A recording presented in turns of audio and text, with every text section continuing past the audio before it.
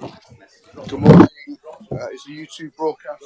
Thank you very much indeed. Good morning, everybody. I'm Councillor Mike Adams, Chair of the committee, and I'd like to welcome you all to this meeting of the Place Select Committee. That is being broadcast live and recorded for publication. I'm going to go off now and say this is the last meeting before Christmas. So in case I forget at the end and we all run off, I hope you have a lovely one, all of you, and with friends and family and all the rest of it. And like I say, this is the last one. We've got another one then. We have got an extra one coming in January, which I'm sure Martin's already communicated. It was, like I said, it was felt at the time we had a lot of business to get through, and this could have been a 5, potentially 6 item agenda today. So I thought we'll split it into 2, give us a bit more opportunity to make sure we've got time to discuss everything. So yeah, if we can just deal with the minutes first of all. If I can just get you all to approve the committee minutes, that would be wonderful. Just a show of hands would be wonderful. Thank you very much. Thank you. If we can sign the minutes then, that would be great. Second item on the agenda is apologies for absence. Thank you, Chair. Councillor Elizabeth Williamson sends apologies under the category Other Reasons, and Councillor Roger Upton also sends apologies under the category Other Reasons. Thank you. Brilliant. Thanks, Tom. Yeah, if we can go for item 3, declarations of interest. If any councillor or officer has any interest in any matter of the agenda, you should declare it now. Please raise your hand now if you have an interest to declare. If you have an interest to declare, you should state what type of interest it is and give brief details. Anyone? No? It's all right. Okay, so we're going to dive straight into item 4, which is the procurement exercise update for the catering and facilities management service. If I could invite Councillor Scott Carton, who's the Cabinet Member for Communities and Public Health, to introduce the report, please. Thank you, Chairman, and good morning, colleagues. As the Chairman's referenced already, I'm here to present the committee with an update on the ongoing procurement exercise to secure this council as a suitable partner for the catering and facilities management service. The paper before you is rather self-explanatory. It describes where we began this process to where we are now, and I include the scrutiny function within that. Chairman, if I may, I'm not necessarily going to speak at this point in great detail, but what I have asked is for officers from procurement to be here this morning to just loosely describe that process that we have been going through over this last few months. I will place a caveat on that. Obviously, there is ongoing discussions, so be mindful with some of your questions without trying to steer committee this morning. Over to Catch. Morning all, thank you. So just a brief outline of the procurement process that we've undertaken. We're following a competitive dialogue, so that's in multiple stages. We had first stage, which is a selection stage, which commenced on the 2nd of August. We have had, which was evaluated, and we've had a small number of experienced bidders who have experience of delivery in this area, this field, were shortlisted to engage in, participate into the competitive dialogue process. So that process commenced on the 4th of October. We had 7 weeks of dialogue. So paragraph 8 outlines all the various different subject areas that were discussed. It was a really positive discussion. The purpose of dialogue is a two-way discussion, really. It allows bidders to ask a clarification question that means that they can refine their bids, but it also is an opportunity for us as a council to ensure that we are asking the right questions, and then we can refine the final documentation. So the final documentation was issued on the 27th of November. So that is the invitation to submit final tender. And now we're in that sort of waiting phase to see what bids we get back. The deadline for bid submission is the 24th of December, and then we'll have several weeks of a full evaluation panel that will then evaluate all those bids, ready for the Cabinet decision early February. But happy to take any questions or comments from anybody. Wonderful. Yes, so I will. Oh, sorry, I do need to move. Not the actual item, rather than myself. Yeah. can do that. Yeah, if we can move the recommendations is detailed in the report. If I could have a second, please. Councillor Saddington, thank you. We'll now open the floor for debate. So, Councillor Callaghan, do you want to kick things off? Thank you. Following on the procurement exercise update and a report that was brought back to the Cabinet in July, many external competitor organisations are thought to be able to operate with a lower cost rate than the council. Has this been, so my question is, has this been confirmed during the dialogue stage of this process or not yet? Thank you. I guess I say we're in the middle of that dialogue in a sense. So as Kaz described, we've spent intensive set of conversations with bidders, and we're waiting for them to bid back because we've set our position. We've had lots of conversations, but until they come back on the 24th of December, and hopefully we will get one or more bids will come back. That's the point at which we'll be able to explore in detail. Evaluation will involve financial experts, etc., to make sure that there is a viable model that they propose for the partnership there. Thank you for that. I think you've part answered my second question I was going to ask. Now that discussions have taken place, and obviously they're still ongoing, has there been any indication from discussions at this level that staffing will be maintained? And I guess it's a little bit too early, to say that. Yeah, I mean, again, we need to wait to see what the bid back looks like from any of the potential partners there, and of course, it will depend on their existing operating models and what they might or might not need going forward. So it's a wait and see, I guess. Anyone else? Yeah, Councillor Oliver. Thank you, Councillor Gannon. Thank you. Thank you. Can I ask several questions? Do you rather ask one at a time or ask them all together? All right, go. Okay, so first of all, in the original cabinet document, you talked about ensuring service quality continuity. That doesn't seem to be part of the procurement exercise. So could you just reassure us on that? Can you tell us what engagement and communication you've had with staff and trade unions so far?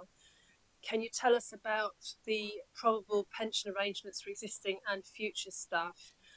And can you explain what you mean by reduced financial risk and any financial risks the council is likely to be taking on? And finally, I think we talked about previously public sector ethos companies with a public sector ethos. Can you explain exactly what that means, please? Thank you. Sorry.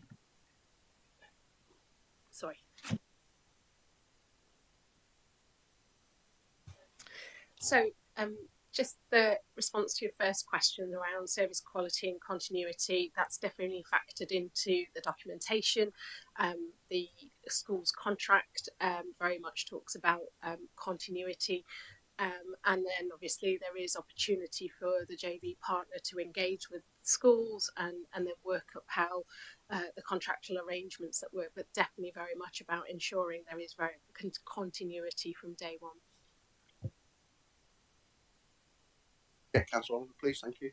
So there's another 4 more to go yet. I'll pick the rest up. So thank you. Yeah, so your second question was around engagement with staff and trade unions. In terms of trade union colleagues, they have been involved in the procurement process. So they were involved in the workforce sessions that we held with potential partners. So they're engaged in that. We also have an internal project board and union colleagues. There was 2 of them attended this week, for example, the latest one. So we've kept communicating with trade union colleagues. In terms of the staff themselves, we've been using a newsletter that goes to all staff that we've been posting out. I agreed, signed off the latest input into that this week. We keep touching back with trade unions to make sure that from their perspective that staff are getting the right communication. And again, within the service, staff can talk to their account managers or their line managers in order to ask any questions. So we've been doing quite a lot of that and been thinking very carefully about proportionate level of communications, given where we are and we don't know what the model might look like yet. Regarding pensions, pensions was a topic for discussion during the procurement process. Again, our requirements that we put out there is in terms of staff, and any staff transfer would take place under TUPE regulations. And in terms of pensions, anybody that transfers over, what we're asking for is that they will remain part of the local government pension scheme. So those existing staff will transfer over and will continue to have access to that.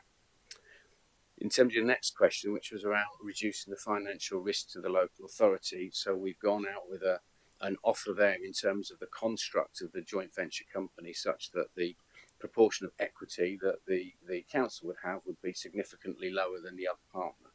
And in that way, we would be minimising the financial risk to the county council in event of any financial issues sort of downwind. In terms of public sector ethos, what we're talking about there is in terms of trying to find an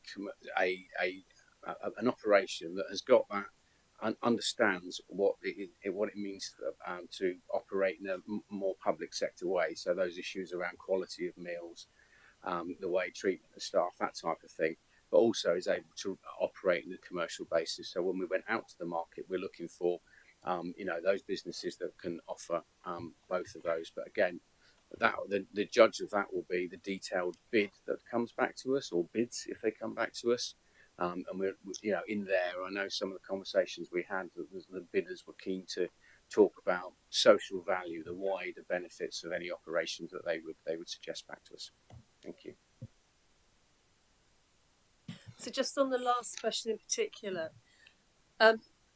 we've been struggling to think of what sort of companies would be able to take on everything from county enterprise food to cleaning and landscapes. And frankly, I can only think of a few really big ones, right? And so I'm not sure what public sector ethos means in that case, unless it's another county council, right? And that would seem a bit silly.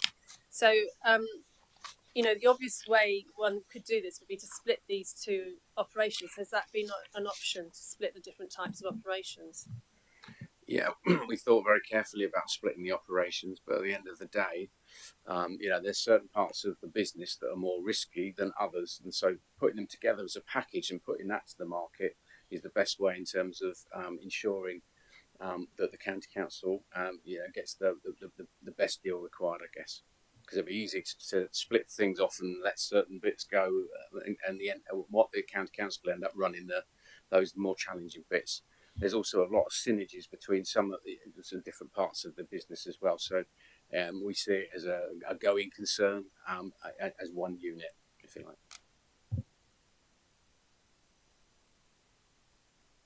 Yeah, it seems a missed opportunity for an SME to support a local SME who could do catering, I feel.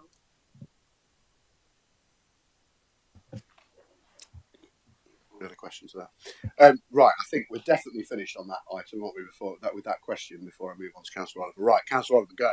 And we've got there, brilliant. Councillor Gallup makes some good points. We've always said that the whole process has been about saving money.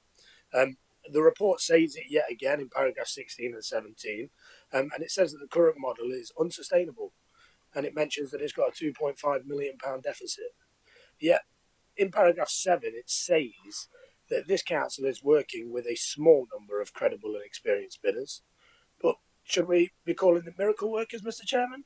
Because I certainly run a business, and taking a contract that currently loses 2.5 million a year and turn it into a profit is near on impossible, or very difficult at the most. So my question is, how, without making significant job losses or cutting the quality of the product, can this possibly work? And if not, what is plan B?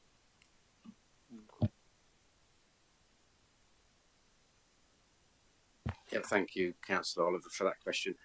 So in terms of your question, we've gone out there to the market to find somebody that can come forward and has got the right size and scale and the right ethos to take this on.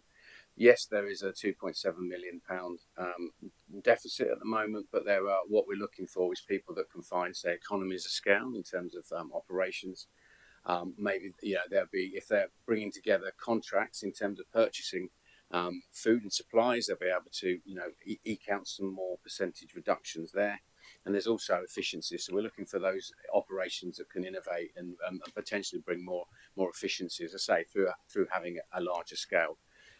Bear in mind that that's £2.7 million loss on a £36 million of turnover. So there's still a significant amount of business in there, and added together with another business potentially, that's what we're hoping to get back. Again, 24th of December, Christmas, we'll find out if there are indeed any miracles out there and somebody can come forward and offer us something that will work for us. But just for clarification, there's no plan B if that doesn't come together. So at the moment, we're just going to see what happens, but we're carrying on as more normal. We're operating that business. We're operating as a going concern. We're still investing in it. We're still trying to grow the business to get ourselves to move it whilst it's within the county council out of that situation we find ourselves in. Councillor Richard Butler, please next. Oh, thank you, Mr. Chairman. Yeah, I've got a question about the sort of timescales, because this is whether we like it or not, is a big project, it's a big thing that's going on, and you've got the timescales on page 15, and I see that you've completed some of the key things, but we've given ourselves a deadline, or a target, I should say, of next year, September. And that's not really far away, is it, when you think about it? Because we're nearly at the end of the year now, so it's 9 months or so away.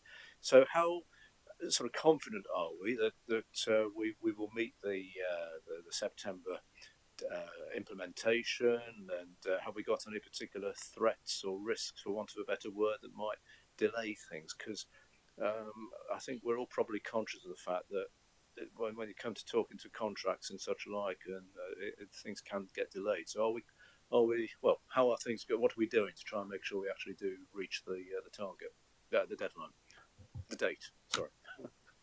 Yeah, thank you, Councillor Butler. Obviously, it was an ambitious target, if you like. A significant amount of work across the council has gone into this, as you probably could imagine. Obviously, as we've been describing this morning, it is very much a moving feast, excuse the pun. Obviously, some of that will be dependent on what comes back in the final bids, if there are any. Equally to Cabinet giving this consideration. I'll remind that if it's not a good deal for the county council, then we won't be signing up to it. But that partly answers some of Councillor Oliver's questions around what that plan B is. That the plan B would be to carry on the business as is. That's not to say that is challenging. Given the debate at full council last week around the government's budget and potential budgetary impacts around national insurance, minimum wage increases, etc., etc. But as the paper reads, paragraph 11, I'm fairly confident that we can hit all these targets. Councillor Hollis. Thank you, Chairman, and thanks for all the discussion here. I think it's a really important point, and members will know that I'm quite passionate about this particular issue. But as an acknowledgement in the report, the recommendations of the Task and Finish group, which has led to the exercise, was not unanimous. The dissenting view of the independent group are noted in paragraph 3 of the report. I've been previously critical of the process, as members will know, not least the fact that my dissenting view were not even considered by the Council's Cabinet, never mind even discussed, as they spent less than 3 minutes to consider and then implement this drastic step.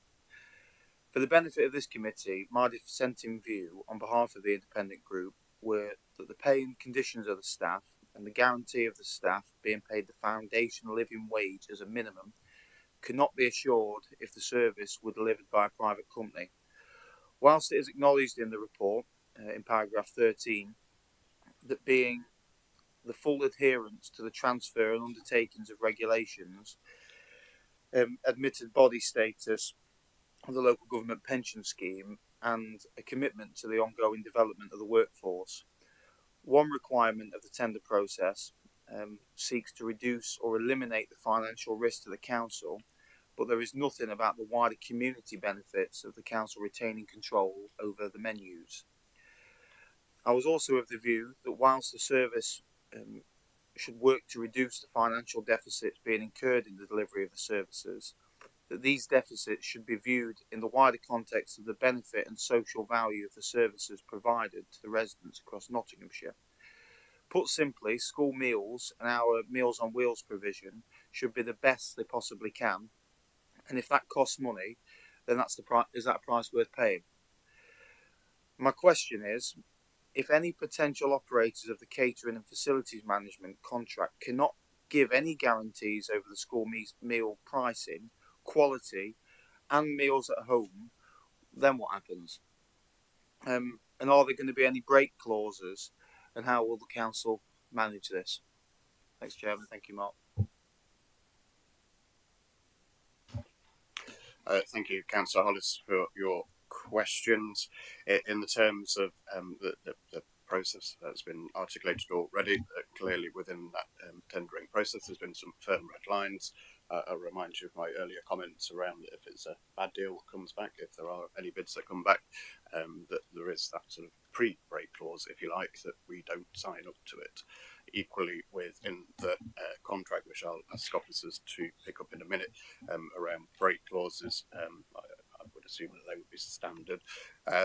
In the terms of the risks, quality rather, sorry,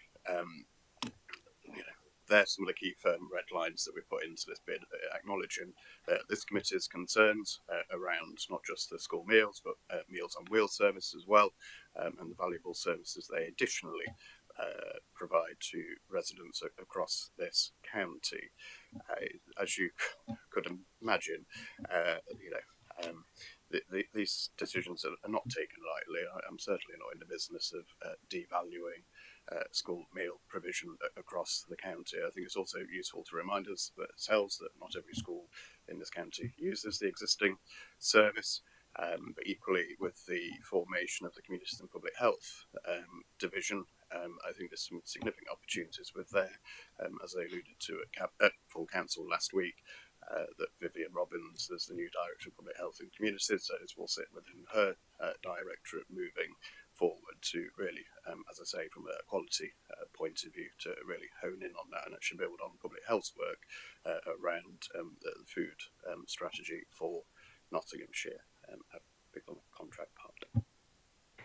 Yeah, thanks for that. So just to pick up, in terms of the construct of the joint venture company going forward, we've always sought to have influence rather than absolute control over it. So one of the things that we're looking for and hoping to get back in the bid back is that there will be a director from the county council will sit on the board of directors of any joint venture company, so can have that level of influence.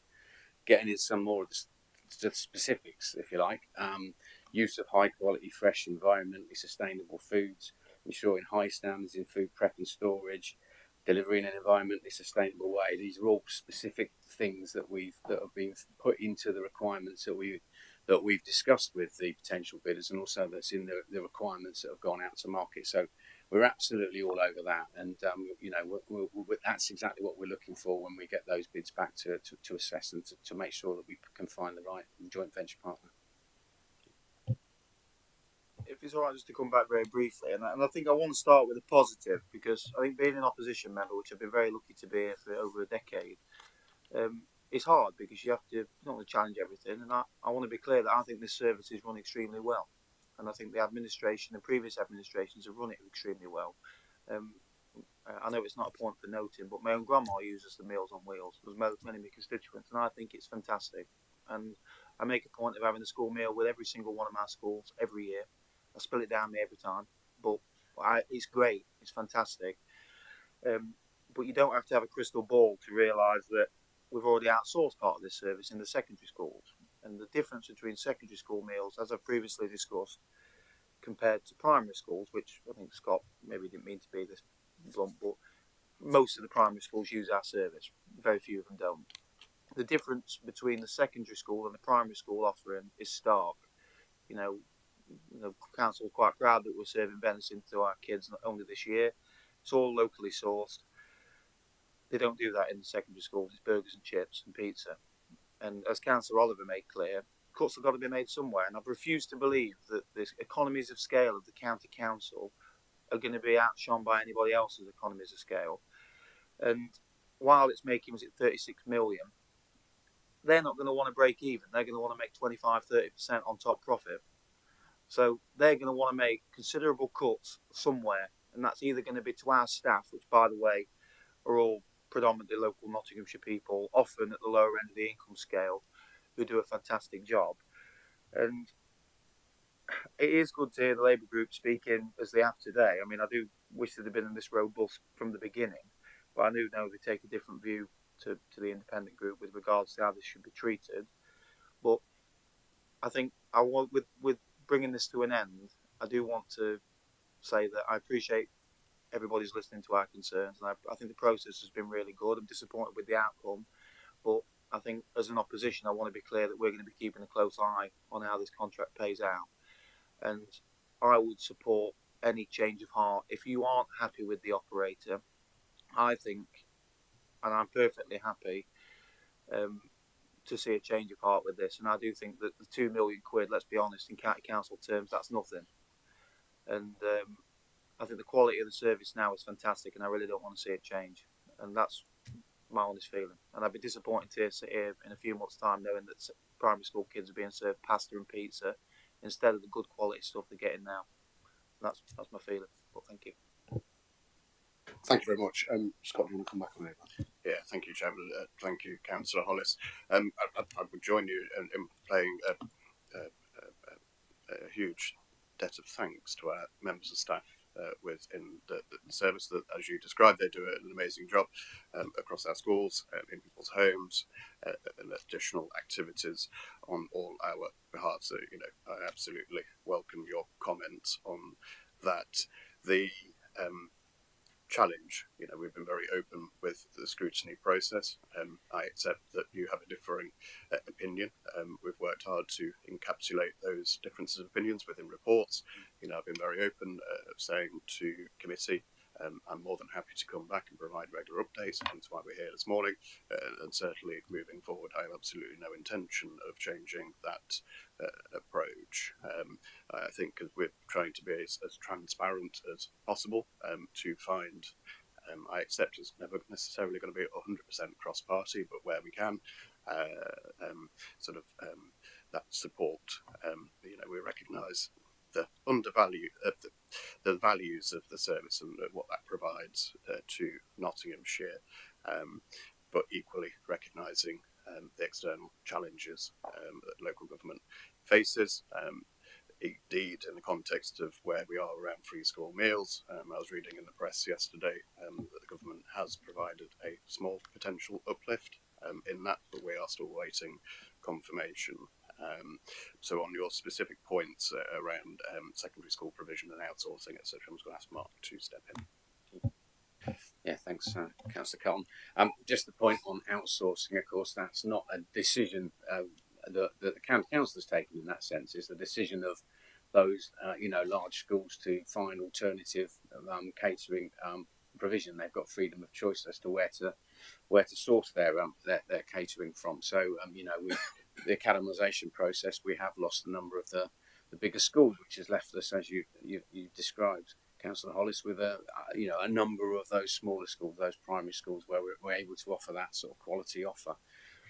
Throughout this process, though, we've been very clear around food standards and quality of food. That's what we're going to be evaluating. That's one of the key criteria when we hopefully get one or more bids back in December. So again, we need to see what comes back from that point of view. And just returning to your economies of scale point once again, I guess the other thing that came out of some of the conversations was around the potential for innovations in technology in the service. and also again fully exploring the opportunities from county enterprise foods. There's something there that we've not been able to take to fully exploit yet, but there is an opportunity there that if you, with that package of services, you look at it in the round, that it certainly gets the interest of some of these operators that are out there. Okay, yeah, just thank you everybody for that. I think that was a really considered response, and a very respectful one as well. And I think some really important issues there specifically, and having eaten a number of school meals during the research process while we were doing the work in the task and finish groups, I can confirm the food was incredible across the board. And back your point there, Councillor Hollis, and similar to you, I would not want to see a drop in service, and I agree with you wholeheartedly about the social value as well, having had a grandparent who also was using the service before she passed away some years ago. But it was an incredible service it offers and delivers something quite unique, and that social value is really important. And I'd like to thank you all as well for the care you've taken in this process too.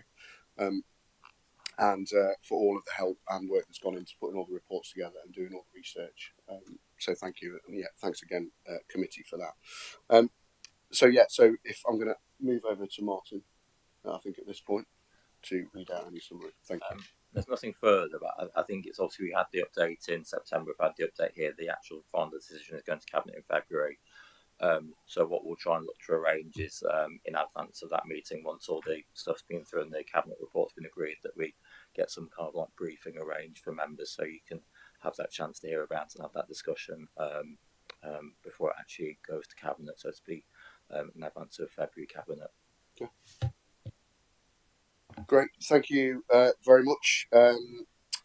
So just to confirm with everybody, they're all happy. Everything's been captured, if not happy, but just happy they've been captured. And if we could take a vote on this item, please. All those in favour, please show. Thank you.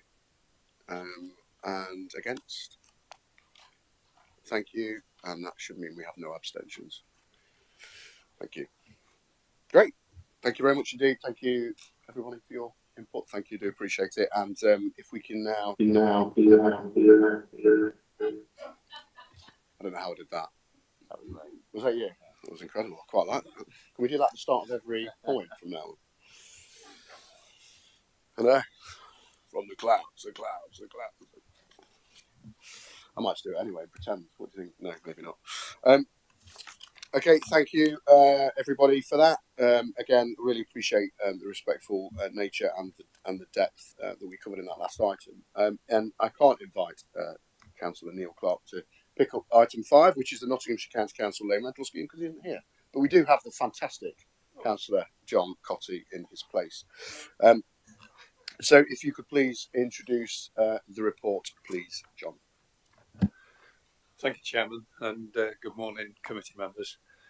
Councillor Clark's asked me to bring this report today and to give the committee his apologies for not being here himself, as he is actually away on council business this morning. The purpose of bringing this report to the Place Select Committee is to enable members here to undertake some scrutiny and provide input into Councillor Clark before he takes any further decisions regarding the implementation of the lane rental scheme in the county.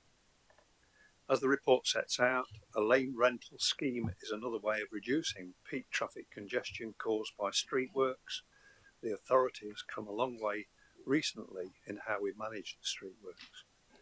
In 2020, we introduced a streets works permit scheme that now requires all utilities to apply to us to carry out works on our highways and pay us a fee for that, and it pays for the staff, extra staff. We need to coordinate and inspect works, and there's over 25,000 works every year in the county, and we are now in a position to overseeing each one and ensuring that they stick to the rules. Now that we've completed over 3 years of operating a street works permit scheme, the council now has the opportunity to consider introducing a lane rental scheme. Such schemes go much further to protect our highways network from unnecessary congestion than street works permit schemes alone.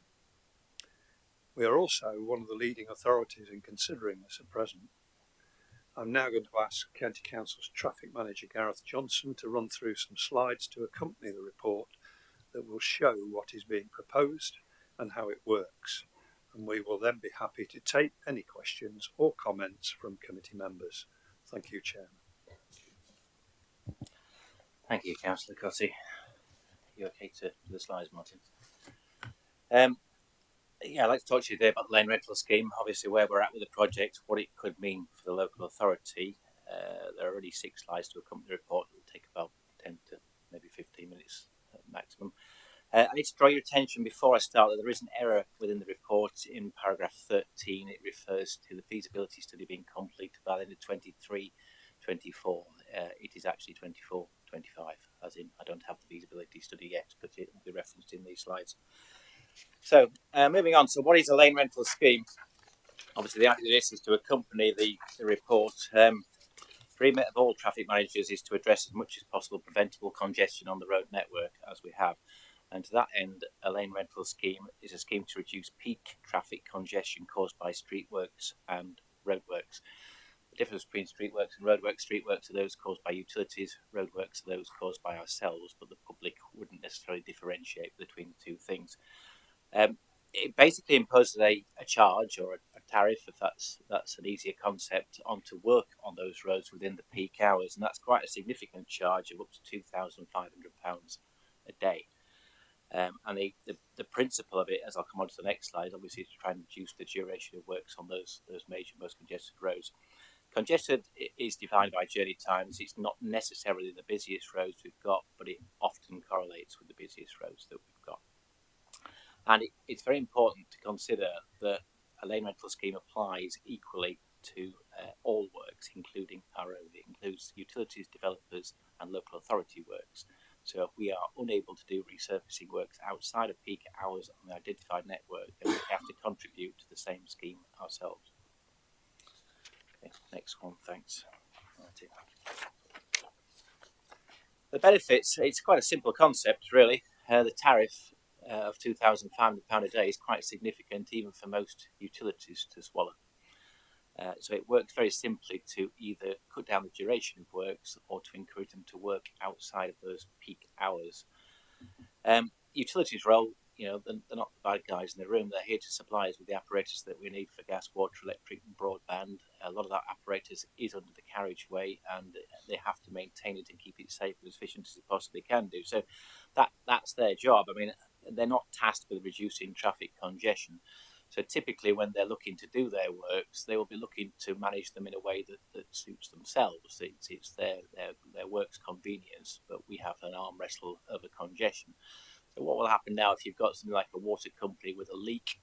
They'll often ask for, say, 5 days duration to fix that leak. Our coordinators within VIA will push back against that typically and say you can only have 3 maximum.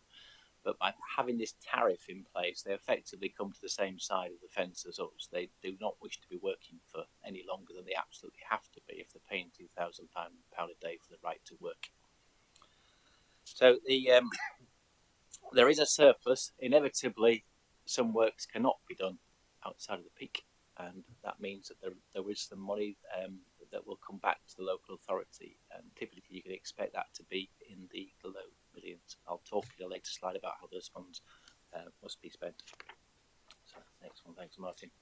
A little bit of background as to where we get to with the lane rental scheme. It's part of our network management duty. We have a duty as a local authority to manage the expeditious movement of traffic on our network. That basically means eliminate preventable congestion.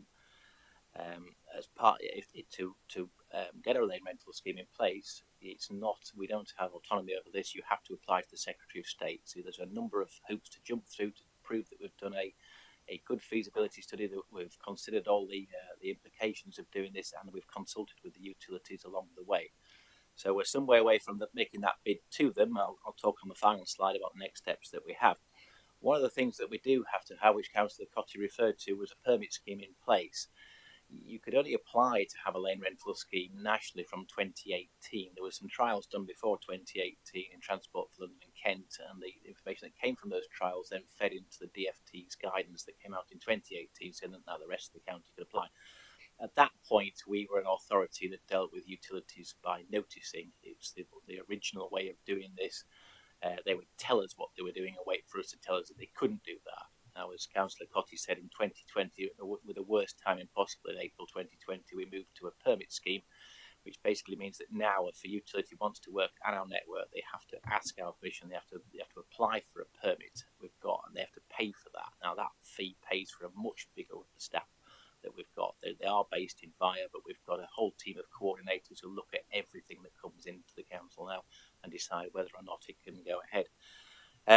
Now, we have to prove that it's well run. We've had 2 independent reports done on how we run it, and the last one went in front of the Transport Environment Portfolio Holder on the 28th of October. That is on the County Council's website if you're interested in the detail within there.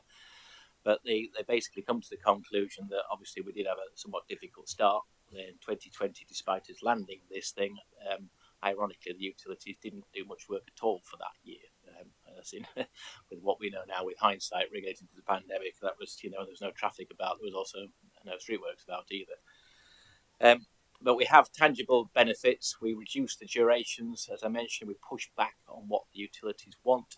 We apply conditions to nearly all of the permit applications that come in. We've got an increase in collaborative works, and we've got a significant increase in fixed penalty notices. Herein lies the flaw, though, in the process. Fixed penalty notices are very, very low. If you apply a condition to works, and this is one that I think will resonate in terms of, say, removing traffic signals when the works are finished, there is a condition 9C which requires them to be taken off within 4 hours of works finishing. That allows the tarmac to set, basically. So sometimes you will see lights up, nobody working, they're waiting for the tarmac to go off. Anything longer than 4 hours, we could issue a fixed penalty notice. That fixed penalty notice is £120 or £80 if reduced, if they pay it within 29 days. So in terms of dealing with utilities, it's not an awful lot of a threat. And many of them have supply line issues. The people that dig up the road aren't the same people that put up and take down the traffic signals. So there's not a huge threat there from the local authorities. So regardless of how well run our permit scheme is, and I'm sort of second guessing a question that might come, we can only threaten the utilities so much as it stands with the level of fixed penalty notices. There was a consultation earlier this year suggesting that they should be increased in line with inflation. They haven't gone up since 2008. That was in January, and the portfolio holder wrote recently to the new administration asking what was happening with that. So we've not heard anything since. Higher fixed penalty notices would help, but still you're not in the realms of a major punitive fine to the utility. There are only 4 schemes active in the UK at present. There's the 2 trial ones, which was Transport for London and Kent. And since 2018, Surrey and West Sussex are the only ones to take this up. So it's very much a London-centric home county sort of principle as it stands at the minute. There are a number of authorities that are looking at it across the country. And as far as I'm led to believe, we are at the cutting edge of that tranche of interested parties. We are where we see it's taken us some time to develop feasibility studies to where we've got to, and I'll discuss that in a minute. But we're fairly close to putting that application in. So very exciting. So what can we use the funds for? Now, I mean, the ones that I mentioned, the 4 authorities that have it up and running, they report surpluses between £2 and £5 million a year. Now, that's after your reasonable costs have been recovered. Your reasonable cost would be administration of basically handling those sort of sums of money and doing increased inspections to make sure people aren't working on the lane rental network when they shouldn't be doing. Beyond that, and I would imagine some of you will pick up on the fact that we're taking it from ourselves as well, you have to have governance arrangements in place. You would have a board set up that the utilities would be represented on. The authority would chair said board. As it works in Kent and Surrey, I think there is a bidding process. They will have their annual surplus, and all of the board members can bid for money from that. The surplus revenues, which is a bit of a clumsy phrase, but that's straight from legislation, it can only be spent on purposes intended to reduce the disruption or other adverse effects arising from streetworks. It does mean that you can do resurfacing works relating to old reinstatements from streetworks. So reinstatements are guaranteed for 2 years. I'm pretty sure everyone in the room can point to some ones that have been down for many years that are failing away, and they require us to intervene in them. So this would be a legitimate use of those funds that were from that.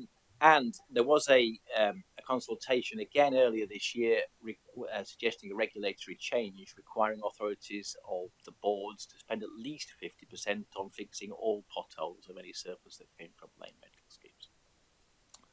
Next one, Martin. So this is just indicative of where we're at the minute. We've spent a while analysing congestion figures across the county. It's been a little bit hampered by the pandemic because we had 2 years of very unusual traffic flows. You have to go back over a number of years. Of course, we have to demonstrate that we've due process to the Department of Transport. So that's been a little problematic with the data. That's sort of what it's going to look like. Don't take this as definitive, but it's likely to be your major arterial routes. It's likely to be your major traffic carrying routes across the county. They are our most congested. I don't think that comes as a surprise to anybody in here. It is a work in progress. Can we go to the next slide? Thanks, Martin. Final slide. So the next steps now are to finalise that feasibility study. We're working with a leading national consultant on this. There's data moving backwards and forwards daily, including yesterday. I'm hoping that we have that this month, and I'm hoping that I can put it in front of the portfolio holder in January to make a decision on moving forward. The decision will be whether we then go to consult with the utilities and any other stakeholders. We obviously then, like any traffic regulation order, we have to consider those responses that come back in, and then make a further decision on whether we apply to Secretary of State. At that point, the ball goes out of our court to the Department for Transport.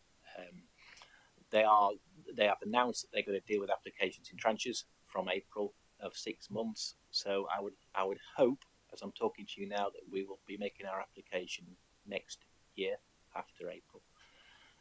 Their consideration is out of our control, but I would say at this point that the best start date we can anticipate would be April 2026. Thank you.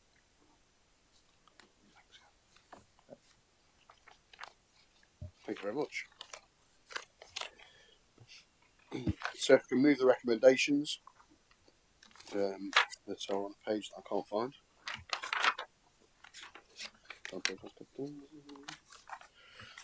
Thank you. Yeah, the recommendations that are on page 20. No, I'm on the wrong paper. Sorry, I'll get there in a minute. There we go. On page 22 of your pack. Can I have a seconder, please? Oh, plethora of seconders. Councillor Saddington, thank you. We'll open the floor for debate. Yeah, I've got. It was John Ogle. Councillor Ogle, to kick things off, please. I welcome this initiative. It's disappointing that it's only limited on these congested roads. It'll be a benefit, but what I would request is that you investigate all of the roads in the county and do not neglect the rural roads. I'll give you the Sturton. It's an interesting village, because if you close certain parts of the village, unless you go on a cart track, you've got to go about 8 or 9 miles round via Retford to get 10 yards the other side of the hole. And recently, about a couple of years ago, the road was closed for, I think it was Anglia Water, and they didn't turn up. And then it was closed again for the same job, and nobody turned up to do the job. There was some reason. And then it was closed again. So 3 times it was closed, and no work was done. So I was onto this, and I think probably Mr. Johnson was involved with it, because they had a meeting with the utility, and they wouldn't give them another ticket, until they got something sorted. And so they got the Anglia Water got a project manager to suggest how they were going to proceed. In other words, they got a foreman on the job to put the whole job together, because you mentioned that one party does one thing, one party does another. And thank you very much for that, because what he did They dug the hole one side, so they didn't need to close the road. They dug the hole one side, mould under, and then opened that part and dug the hole the other side. So it was totally unnecessary to close the road. And I'm quite sure that happens on very many occasions. Perhaps not quite the impact it has at Sturton because it's disastrous at Sturton, but I'm sure that this, I don't think it costs any more. I spoke to somebody about it and he thought it wouldn't cost any more than closing the whole road and digging through. So, of course, the other thing we've got, you're doing these major congested roads, but we do get on some of the main roads the traffic lights being left, as you say, over the weekend, no work being done either before the job or after the job, and it's one of the things I get calls about when it happens. So I would absolutely support this and ask you to take this further, please. Thank you. Thank you. Gareth, take this further. Thank you, Councillor, for your comments and questions. We are limited by the guidance that comes from the Department for Transport. I think I mentioned in the report it's around about 10% of your network. I think if you applied it to much wider than that, then you get quite a significant pushback from the utilities, and they'd be talking about increasing their prices pro rata and the like. So we've got to be a little bit careful with that. In terms of how we pick the roads, I mean, it's irrelevant where they are. We're looking at traffic flows and journey times across the entire county. It's an iterative process. It's a lengthy process, but nothing is not being looked at all, regardless of where it is. And just touching on the point on closures, I mean, utilities will often ask for closures because it makes their working practices quite a bit easier. You don't have to work with live traffic. If you're not working with live traffic, then you can open up the entire carriageway at the same time rather than doing it in halves and having to have safety zones and the like. So, I mean, part of the balancing work that has to happen in VIA is if they get a job application in, they have to try and assess based on the information they've got whether they can do this with or without a road closure. So sometimes you're right, the utility will push you one direction and we'll push you in the other. But if there was a charge on the road, then they would be seeing things quite differently in those circumstances. Thank you. Just on that, Gareth, could councillors apply to you if there's a specific one they wants to raise, and how would if, like in the case of Councillor Ogle there, raised a specific problem in terms of I think you said to me earlier it was a 7 mile. Like a 7 mile diversion. Could they just pop that in an email to you, sort of with an idea of some things that they've recognised in their own divisions? Well, absolutely. I mean, there is a much bigger team than me in VIA that deals with these things. I'm happy to pass on any details relating to that. I mean, there's a team of about 10 coordinators based in VIA. They come under a gentleman called Heath Phillips. I mean, they're the operational side of it and the client side, if you like. So I make sure VIA do their job well, and I do the development things like lane rental and the like. But if it's a specific operational thing, well, by all means send it to me. But I'll just be asking VIA for comment. Supplementary, Chairman, in this particular case, because it had been closed before, this was a special case, and it should have been flagged up at VIA and everywhere else that there was problems that I've related regarding that village. But obviously, it didn't make any difference when this instance happened. Just on that, I'm guessing you'll have some sort of email trail. I just wonder if it's worth replying to all in that email trail and just saying in regards to cite this item and suggest it. I don't know, just any time. Councillor Saddington, please. Thank you, Chairman. I welcome this. I think it's very necessary. But at the same time, you are charging £2,500 a day. Whether I've just missed it, I don't know. But ever since I've been on this council, and we're going back some 20 years, we've always spoken about the condition of the road following a visit from utilities. They don't fix the road properly, they wander off, and when we have the next cycle of rain, the road goes into disrepair. And in some cases, it may have only been reconstructed, resurfacing a few weeks before all this lot come along with the equipment, dig up the road, and we have a mess. So out of that £2,500, can I ask if an inspector would go out and look at the job when it's been finished, and if it isn't adequate, bring them back to do it, because otherwise it has to be done by our council at our cost, at our taxpayers' expense. And I think we should include in that £2,500 the fact that an inspector, goes out, looks at the road, and if he's not happy, the utility company are brought back to sort it out, because otherwise our taxpayers have to pick up the bill. But it has been ongoing. I've been at many meetings where this type of thing has been mentioned.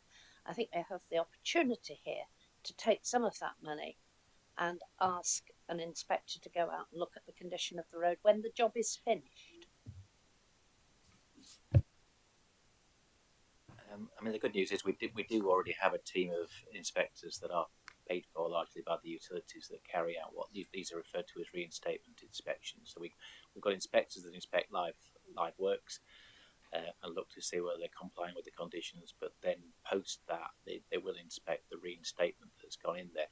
Some reinstatements are interim or temporary, and then they have to come back and fix them within 6 months, so they'll look a bit shoddy to start with. But they've got a 2-year guarantee period, and if they fail within that 2 years, we will ask them to come back in, and that does happen. That process does happen. I mean, I think, as I alluded to before, some of the problems with it is 2 years isn't particularly long, and you'll see some that are old channels down the centre of a carriageway where the wearing course has gone. It's a very different feel to the rest of the carriageway now. We've got no leverage to bring that utility back in beyond that 2-year period, so some of the funds from this could be used to fix that. You mentioned, Councillor Saddington, about the frustration of them going in on recently resurfaced roads, and we can issue, and we do issue what's called a Section 58 notice, which protects the road for up to 5 years. And we obviously do quite a bit of coordination with the utilities. Some of the problem is that emergency or urgent works always trump that. There's nothing we can do about that. If they've got an urgent gas leak or a water leak and the like, then they will reopen that road. They might say sorry about that, but there's not much they can do about it realistically. So that's always a risk, and we're moving towards a different way of managing that. Our capital program resurfacing schemes is moving to a 3-year program, so we can protect a lot more of our roads going forward when they have been resurfaced. Just come back on that, Chairman. Many times we're told, well, Severn Trent or Gas or whoever it may be were there a few weeks ago. Clearly it's come from that. So I'm sure every road is inspected, but we do have the problems of break-up where the water goes underneath, lifts the road, and we've got potholes. If it didn't, we wouldn't have as many potholes, perhaps.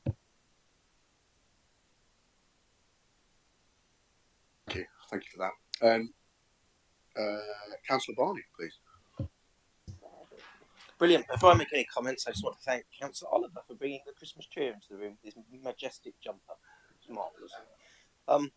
So also massively supportive of this. I think all of us, every councillor in the whole county, could relay any stories of traffic misdemeanours across their patch. Councillor Dare and I have been suffering enormously for 2 years with roadworks in Ruddington, which have gone on and on and on and on. So I think all of us cheer, yes please, anything we can do to expedite things on our highways, absolutely brilliant. But in the spirit of a little bit what Councillor Ogle's disappointment, is limited just to the main highways and carriageways, and in that vein as well, I'm wondering if this isn't something really we should be considering with our combined authority, with the mayoral authority. Why are we not looking at introducing a scheme across Derbyshire and Nottinghamshire of the same ilk? It would seem to bring rational economies and a better outcome across the whole district. So just a point I'd like to make. 2 concerns I have, and please don't mishear these, because as I've said, I'm incredibly supportive. But is there a danger that contractors, one, if they know that the clock is ticking and they're going to be fined at the rate we're suggesting, might cut corners on the quality of their works to complete the works? I suspect the answer to that is that the same quality control inspections are in place, but I'll see what you have to say. And secondly, if I was a contractor and I knew I was going to have a fine instigated upon me, I would seek extra time from the outset So how are we going to ensure that they don't swing the lead in this respect in requesting verbose amounts of time at the beginnings of the works, and how are we going to police that? Because I suspect that also might bring an extra burden on the authority in ensuring that works are limited to a reasonable measure right from the outset. Thank you very much. Thank you, Councillor Barney, for your comments. Regarding the combined authority one, as the legislation currently stands, only upper tier authorities can apply for lane rental schemes. So the other authorities could do that, but if a decision was made ultimately that we would join that together as a network across the combined authorities, then nothing we've done would be abortive. In terms of cutting corners and quality control issue, well, I mean, on the lane rental part of the network, if they have to be off as quick as possible to him. I mean, I'm imagining a situation where they're doing a job which ordinarily would take 2 days and they're trying to rush it within 1 day. I would guess the last thing they would want to do is have to come back in again. They gain very little from that particular process. What we'd expect them to do, and what has happened with the existing schemes, is that they put more staff on the job to start with. So rather than having 1 or 2 people working fixing a water leak, they might have 3 or 4 doing it and getting everybody in. And as Councillor Ogle mentioned, actually having a whole team involved rather than a fragmented supply chain, you make sure it's a tight process, that your signals are put up by the same people that are working there. So there is time to be gained within any scheme working on the network. And your last point, I think that's referring to the current situation where they would apply for longer than they actually need. Now, I suspect that does happen. Like you say, I mean, we're not dealing with fools here, so they might be turning around and saying we want 5 days, knowing full well we'll push back and say you can only have 3. So there is a dance that's being done all the time. But we do have experienced staff working in Via. They know the type of works that they're dealing with. They know how long that should take to do these things, and they're doing their very best to push back. Those reports that are online, you can see where we've reduced durations from works, and that's pre and post the implementation of the permit scheme. Councillor Callaghan, please. I'd like to speak to the report, and I think it's something that we should all be supporting. But I'd like to look at page 19, paragraph 3, and it says such a scheme would only be applied to less than 10% of the entire network, and these will typically be classified roads carrying high levels of traffic. Would these be likely to spread evenly across the county, or would we end up with a concentration of roads to which this scheme would apply? And what does the current data state? Because just talking about Councillor Oglethorpe, if you're in rural areas, sometimes that's not going to be high volumes of traffic. However, it impacts on a significant community. Yeah. I mean, as I said, the process to identify the network is a wholly iterative one based on data rather than location, and it's equitable across the county. There's many of the roads around Mansfield that have been chosen, the arterial routes and the ring roads around there that are in the early stages of development. I mean, as it mentions here, we are capped at this around 10% of the network, and that's a recent rise. It used to be 5% in the early guidance that came out in 2018. Recently, they've loosened it to 10%, and it is generally the high volume roads. You'll know these roads. They're usually classified as A roads around the county. They'll be the ones that's most significantly affected. And there's that process. As I say, we're analysing it on congestion. We're using journey times. There's a lot of data that looks at how long it takes you to get, say, across a town like Mansfield, how long it would take you in free flow, and how long it takes you in the peak hour, and that's the differences between the two and what's been used to put forward that framework. And we have to demonstrate all this when if we do apply to the Department for Transport. A decision is made to that, so we have to prove that we've done this fairly correctly. We haven't just looked at Greater Nottingham; we've looked at everything in our jurisdiction. Can I just come back on my second question? Page 20 and paragraph 8 says any surplus revenue should be applied to investment within the area of network and congestion management. And I know you've mentioned the potholes, putting some money back into that. But my question is it mandated by legislation, or will we be able to develop our own policy of spending any surplus? You can send it to Mansfield if there is. The legislation doesn't mandate it specifically. It's got a phrase in it which I put up in the slide, which is this: for purposes intended to reduce the disruption or other adverse effects arising because of street works. The existing schemes, again, you can see the reports online for West Sussex in particular and Kent. They show you where they've been spending the money, and to the vast majority of it goes to the local authority for resurfacing works. Some of it has gone to innovative other techniques, such as putting ducting down the side of new roads, such that many utilities can use a duct rather than, next time they have to come, they don't have to reopen it. One of the bids, I think, was for the most intelligent traffic signals that you can currently buy. There's the ones we require manual control with traffic signals in the peak hour, because what will typically happen is that the traffic signals, as they stand with the little microwave at the top of them, just don't pick up the queue. So if you're on a major route that's got peak hour traffic in and out of a town centre, for example, sometimes those signals just aren't good enough to know that there's a queue of actually 3 miles in one direction and 3 cars in the other direction. But there is, technology is developing in terms of being able to read that. At the minute, we ask them to literally stand there with a member of staff pressing the button wherever they think the queue is, which is not a particularly popular option by the utilities, because they have to try and have people at either end of the queue to know how bad it is. Does that help? Councillor Hollis, please.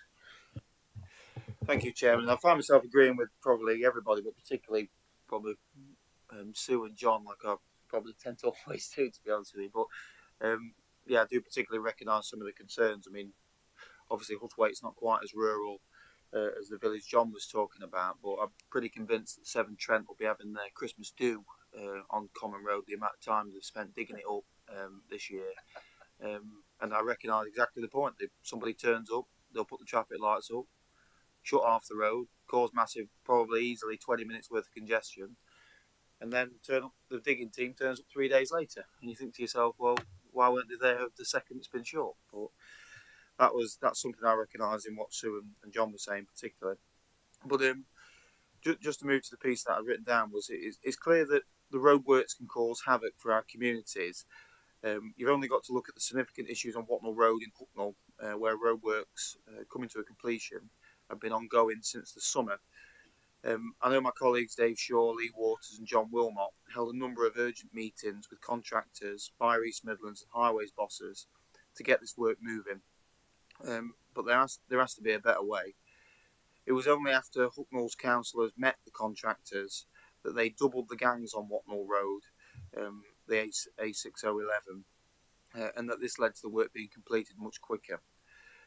As the report states in paragraph 6, councils have been able to apply to the Secretary of State to introduce lane rental schemes since 2018. As we speak, there are only 4 active schemes in England: Transport for London, Kent, Surrey and West Sussex. In 2017, Nottinghamshire County Council was consulted on whether they wanted to go ahead with lane rental schemes, and we of course said no. I have the document and wonder how much havoc on our roads could have been avoided on our most congested roads if we'd gone ahead at that time. This was despite evidence at the time which was provided that lane rental schemes incentivised organisations to either move their works to less busy times or completed their works much quicker to avoid accumulating charges, thus reducing congestion and helping to create smoother journeys for all. The fact that we are considering it now is welcome, but do not accept that our residents' lives have been made much worse with the failure to implement this sooner. Would you also accept that this represents a dereliction of duty to our residents? Whether the dereliction is solely this council's or the Department of Transport is another question, but one that has cost this council millions and residents untold misery. Street and road works carried out in England have caused significant disruption to people's journeys and congestion. It is estimated that the cost of Nottinghamshire's economy is tens of millions. And would you agree that the frustrating that this council, that the frustratingly long time this council has taken, and every opportunity possible, we could use every tool possible to minimise this going forward. Thank you. Thank you, Councillor Hollis, for your question. Dealing with the Wattle Road issue to start with, I mean, that was a developer-led issue, and the anomaly with developers at the moment is that they fall outside of the permit scheme that we operate. It only applies to utilities and to ourselves, which I think is an omission. So we can't apply the same punitive rules to developers. We obviously negotiate with them, we talk with them, we try and persuade them to work as expeditiously as they possibly can do, but we can't issue the same fixed penalty notices. But that, whether that's on a lane rental scheme, that does apply to developers on a lane rental scheme. So moving forward with that, if that was within the lane rental network, that would be dealt with as part of that. They would move much quicker. As to 2018 and us being asked in 2017, I mean, as I mentioned in the slides, the Department for Transport's own guidance, which is online, says that you must have this well-run permit scheme. Well, we didn't have a permit scheme in 2018. We still had an old noticing way of dealing with applications. We started the project in 2018 to introduce a permit scheme, which landed in April 2020. But this principle of being showing that it's a well-run scheme is generally taken as at least a 3-year minimum. We discounted 2020 because very little happened in the first part of 2020s, which is why we concluded back in October that we can now demonstrate that we've got the first building block in place to apply for a lane rental scheme. So I haven't seen the letter of invite in 2017 from the DFT. It was probably sent out to all authorities, but had we applied at the time, they'd probably said, well, you know, first things first, get your permit scheme in place. So we wouldn't have been, well, under their own rules, we wouldn't have been able to have a lane rental scheme back then. Just to come back, I mean, that's not the facts I recognise, Gareth. I mean, I was on the committee at the time, and the council actually said no to not moving it forward. Now, obviously, you can get access to the documentation in the same way I can, but I can send it to you to save you the time. But I was actually on the committee because I spoke in favour of the lane rental scheme at the time, and the council chose not to pursue it. Whether we couldn't have done is a different thing. We didn't put any weight behind or any effort into trying it. Not to take away from the fact that I'm really pleased with it moving forward now, as I've said, but to me, this could have been done a lot sooner. And probably some of the issues that John and the chairman and others have said could have been probably avoided if we'd have, and Watnell Road could have been avoided if we'd have had it in place already. But better late than never. Thanks for your opinion on that, Tom. Over to you, Councillor Gowan, please. Thank you. Again, a few questions. So, first of all, it says you're working with external consultants to identify the congested streets, and I can understand why that might be. Could you tell us how much that's costing? Secondly, it says, page 20, paragraph 9, there'll be a clear and open policy for allocating the surplus developed in collaboration with utility companies. Is that in the primary legislation? And if not, why are we asking the utilities how we should spend this money? I have to say the ideas you described sounded really good. Thirdly, once the rates are set, will we be able to change them, and at what, when? Fourthly, I have got 5 questions, sorry. Fourthly, what's the timescale? Because it talks about consultation this summer 2025. So given what's been said about, having to wait since 2018 to go through this process, when will this actually come in? Because I think we all agree it's a good idea. However, something's come to my mind sitting listening to this. I just wonder if any research has been done in the places that have already done it, because clearly it's only allowed to be done on the most congested roads, and clearly there are works done on uncongested roads, and we've just understood the problems they cause. If the consequence of this is that the utilities move their staff from the less congested roads to quickly finish the work on the more congested roads, it might actually mean that the uncongested roads, the works take longer. Does that make sense? Yeah. So is there a potential for an unintended consequence here? Thank you, Councillor Gowan, for those questions. The first one on external consultants, I can't tell you specifically what the cost has been to date. We've used them for a number of things, including doing the independent reports that I've referred to earlier. I mean, I can find that outside of this this meeting and let you know that it's not significant, and it is met by the income that we get from the permit fund. So it's not a county council burden. The setting up the governance arrangements is within the legislation, involving the utilities within that, and I think partly that deals with the issue of parity, which is fundamentally is emphasised quite strongly in the guidance that we have, because of this principle that the public don't know any difference between our works and their works.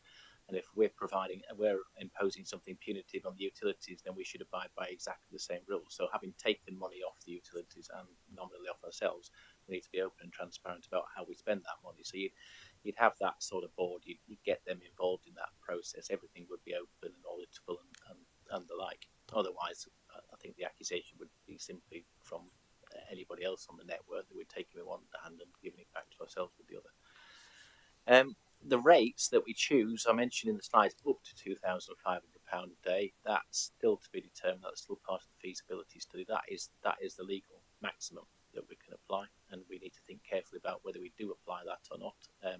Having gone to the maximum, then there's no wriggle room left beyond that if we decide that that's insufficient. But you would hope that, unless they don't review those charges for 20 years, that will remain sufficient a disincentive for the works.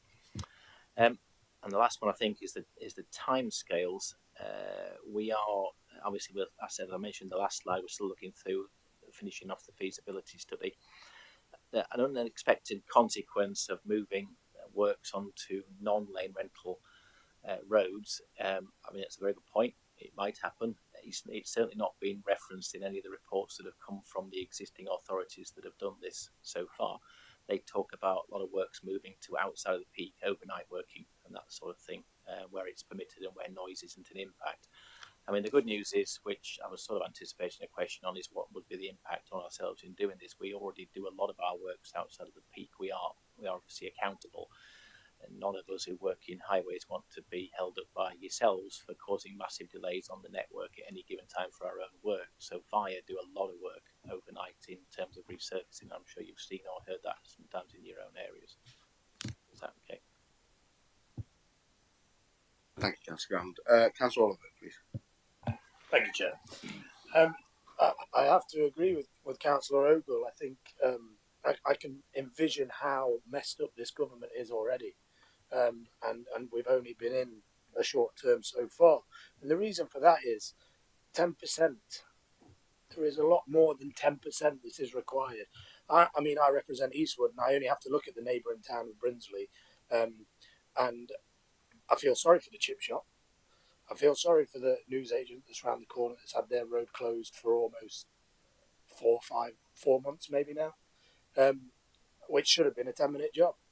But when you ring Severn Trent up and when you ring the various partners up, they're all pointing the finger at each other. So I can only understand the frustration that Councillor Williamson's probably had with Brinsley as just a given. And I guess I've got a couple of questions and a couple of points to make around this.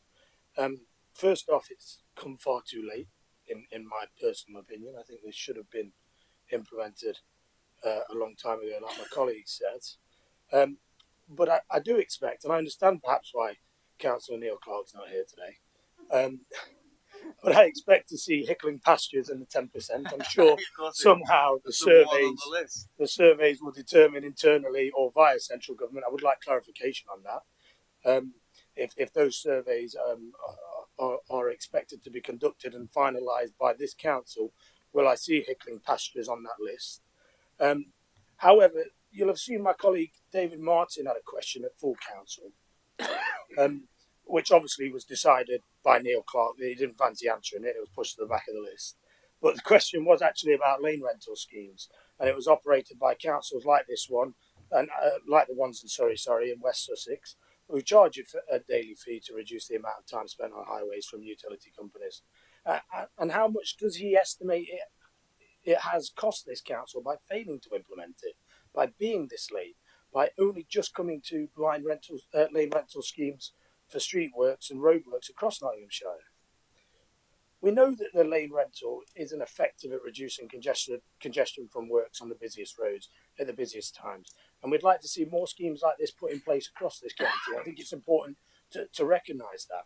The reality is that the lane rental would allow Nottinghamshire County Council, obviously, to charge up to £2,500 a day for works that can cause congestion on critical parts, that can cause businesses to lose financial implications as a result of our highway network and as a result of not being able to police it. But any profit from that, would that then be put back into improving our highways? Or would it just simply top the pot up, so to speak? Would you accept that the rental, I keep wanting to say line rental, would you accept that the rental charges can reasonably be expected to provide an effective financial incentive for the work promoters to adopt a less disruptive working practice and a more efficient one at that? Thank you very much, Chair. Thank you.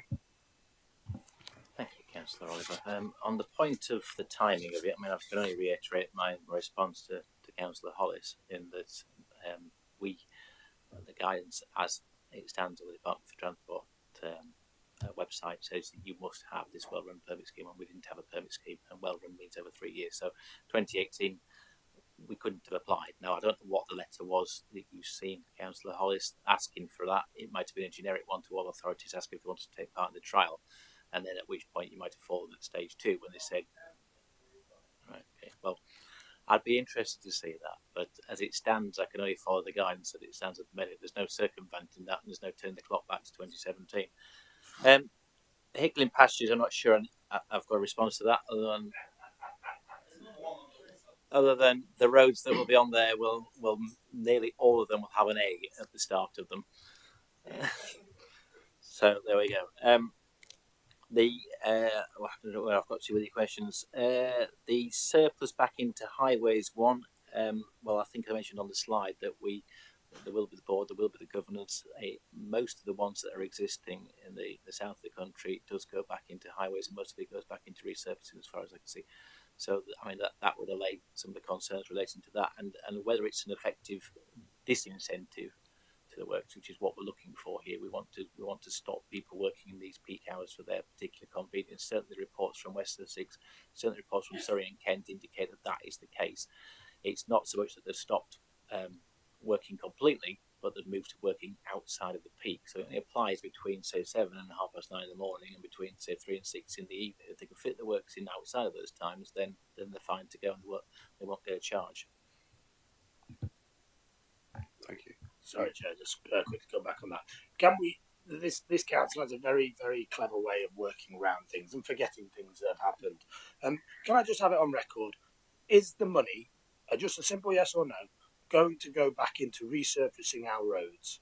Because if we all had roads and pavements like Hickling pastures, we'd be a greater Nottingham. So can I just have it on record, yes or no, please? Where the money gets spent will be determined by the governance of the board. Much of it will go back into resurfacing roads, I would imagine. But as we stand now, we've not applied to the Secretary of State. I can't give you, there is no board, there's no setup. I can't tell you definitively where every penny will be spent that we haven't got yet. Thank you. Councillor Butler.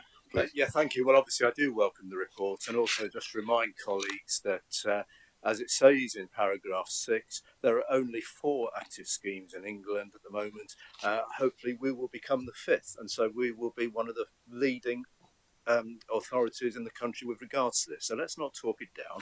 Also, I think in fairness to Councillor Clark, who's not here, I suspect that Councillors Hollis and Oliver are not referring to Hickling pastures. They're probably referring to Hickling, having a silly little game as to that happened some years ago, which I think was explained at a previous council meeting. Whatever work was carried out then was done before Councillor Clark became the cabinet member for transport. Anyway, that's by the by. But the point I want to pick out from this is under paragraph 7. I think we've probably touched on it, but I do take some hope, and I hope I'm taking some correct hope in this, that the second bullet point from the bottom where it says increase promoter collaboration for joint and continuous work sites. Hopefully that is good news, because how many times have we all seen it for ourselves and all had it from our residents that utilities have been doing work on a road and then only to have it done and resurfaced, and then a few weeks later or whenever another utility comes along and does digs it up again. Now, I do understand, and we all understand that emergencies happen, and yeah, that does happen. But if this does help to bring some coordination and collaboration between the different utilities and all the other people that are digging the roads up, that's to be welcomed. With regards to the congestion map routes, and again, I think it's an important point you're making here. The rules say a maximum 10% of the entire network. So our hands are tied to a certain extent. But I'm just interested to wonder, when you're working out the congestion figures that you bring on the maps, that you brought on the maps and that we work on, I mean, we all know of congested roads, main roads in our respective areas, but do we have any liaison with perhaps the Highways Agency or Highways England, whatever it's called now?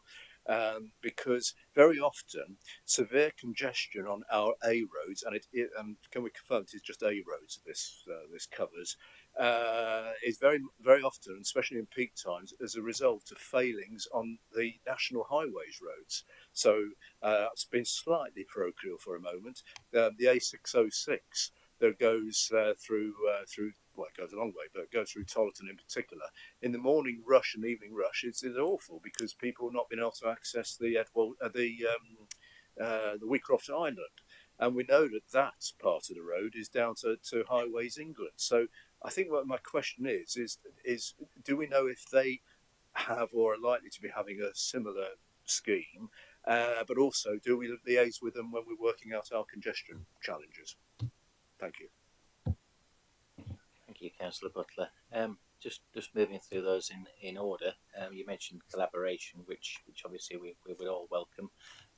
One of the benefits of the permit scheme, if you have a look at reports on that, is that there's been a significant increase in the amount of collaboration. I mean, particularly when you've got roadworks, we tend to work with the utilities if we're going to do a major resurfacing, getting and talk to them and make sure that we pick up any of their forthcoming works that we've got as part of that before we finish off the resurface. So that does happen, and I'm pretty sure with a charge on top that would happen even more. And yeah, I take the points made about the 10%. I would have thought there's room within the legislation for a very much more sophisticated lane rental scheme where every road has got a charge on it, ranging from a small fee up to a very high fee, depending on the amount of impact that you have. But as it stands at the minute, you pick your top 10% worst ones and you run with that. As I mentioned before, the way we've calculated it using journey time, the way we are calculating, obviously it's still a work in progress. It will be most of the A roads, most of the classified roads. There'll probably be some of the high volume B roads that are in there as well. As I say, hopefully we will have something by January in front of the portfolio holder where we can provide a definitive map for the consultation process. National highways is an interesting one. I mean, most of the work on national highways, as far as I know, is not done by utilities, but it's being done by national highways themselves. So I wouldn't have thought they'd be applying the same charges to themselves. But the impact on our network is well known. We liaise regularly with them about them. There is a forthcoming works on the A1, which we've been working with, and the gentleman to my left even got involved in because of its significance. So we know what they can do to our network. All I can say in terms of calculating this network that we've got here is that we would very much take into impact what they're doing to us at the moment. Short-term diversions are probably slightly different depending on when we look at the data, but if we've got people moving onto our network because of long-standing problems on the National Highways network, then that would be picked up in this work. Thank you very much for your debate. Thank you for the answering of the questions raised by the committee. I appreciate that. So I'm just going to move on to Martin to put together a review of the discussion we just had. Thank you. Just a couple of things that really come out to it. Obviously, you requested information on the amount spent on the consultancy, so I'm sure we'll get that sorted out. Obviously, you've had a really wide-ranging discussion. I think a lot of it has come out is on the scale of the scheme, impacts on rural areas where the work can be disrupted, but they're not massively congested. So I think what we do here, so if you agree that so the chair can discuss with officers about how best to pass on the committee's considerations and thoughts on this to the government and the relevant departments there. So I think that's it from me.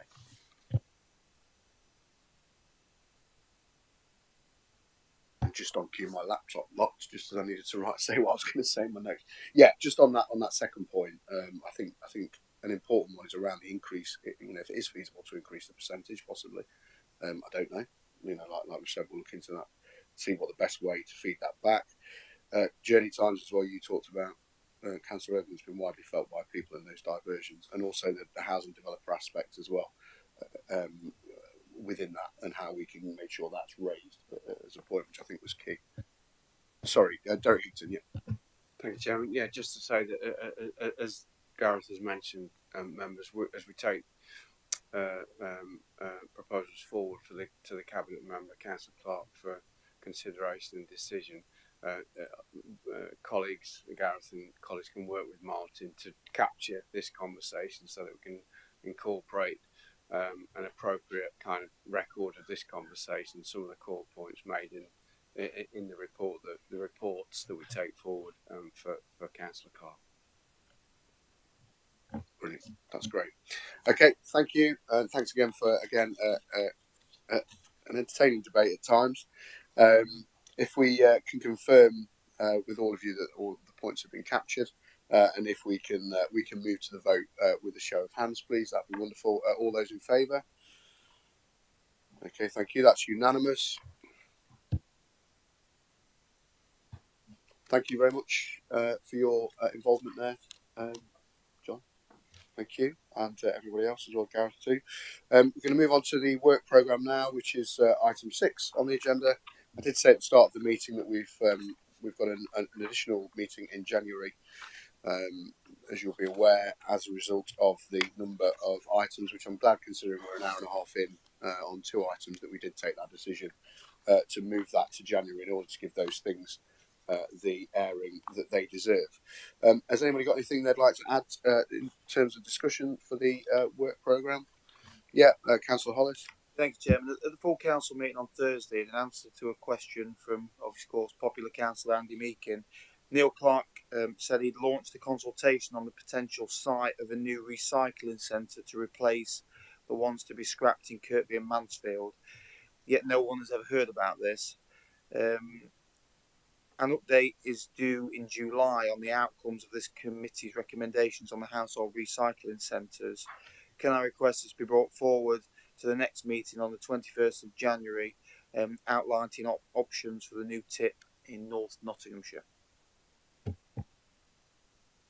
Thank you. We'll make a note of that request. Thank you. Councillor Oliver.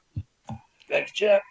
Over a year ago, this council announced plans to improve the bus services for my area, which is obviously Eastwood. It stated that one of the bus improvement plan priorities was to improve the 528, 532 and 535 buses, which serve communities like Eastwood, Moor Green and Watnell. The County Council have listed Eastwood as one of their priority areas, which is great for better buses following my campaign, but now they need to get on with it. Can this go on the work plan, as the delay in implementing the policy of this council is causing huge issues with bus users in my area, and we need to work together to ensure that this council keeps up to their promise. So can that go onto the work programme? That'd be great. Thank you. Thank you. Once again, we'll have a look at that and see what we can do. Thank you. Anybody else on that last item? We will do it next meeting, won't we? Or we'll do it. So we'll circulate that through when we put the work programme circuit, when we recirculate the minutes and everything else from this. Thank you.